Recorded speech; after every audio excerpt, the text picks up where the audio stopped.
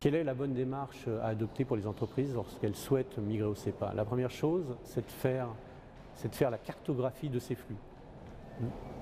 Analyser au sein de l'entreprise tous les systèmes d'information qui sont impactés par cette migration SEPA.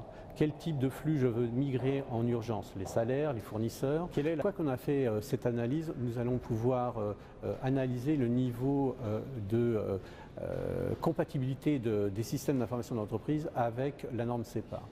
Et donc faire le bilan et la liste des applications soit à faire évoluer, soit à modifier. Et donc pouvoir établir un vrai budget. L'autre point, c'est de vérifier l'état des ressources internes et externes pour mener à bien cette migration. Une fois ces actions menées, il va falloir planifier les tests avec les banques, l'évolution de ces contrats juridiques, notamment si on fait du prélèvement. Donc là, c'est la mise en place de tout ce qui est gestion des mandats, collecte de l'information auprès des débiteurs, ainsi de suite. Un projet à mener au sein de l'entreprise. Première chose, c'est qu'il ne faut pas attendre. Aujourd'hui, on a des statistiques sur le niveau d'utilisation des formats SEPA.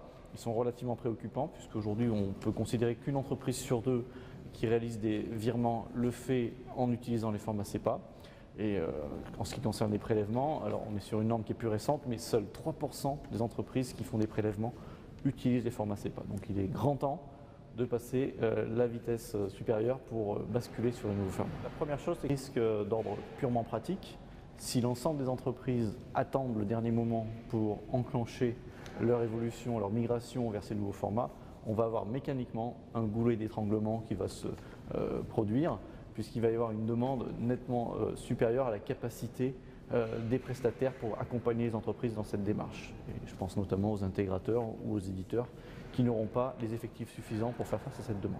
Il y a déjà un fait que beaucoup d'entreprises n'ont pas encore appréhendé leur migration SEPA à l'heure actuelle. Un certain nombre de chefs d'entreprise imaginent que l'État français pourrait être amené à intervenir auprès des instances européennes pour obtenir un report de la date d'application.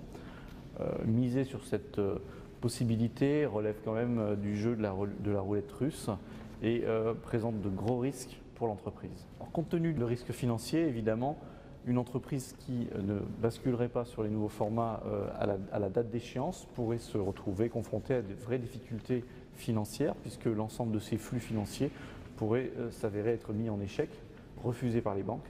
Donc ça veut dire plus de virements, plus de prélèvements pour une entreprise dont le modèle économique est fondé sur des prélèvements auprès de ses clients.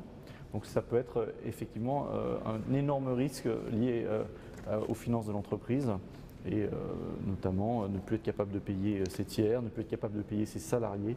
Donc on imagine très rapidement l'impact important que cela pourrait avoir pour l'activité de l'entreprise et même pour sa survie.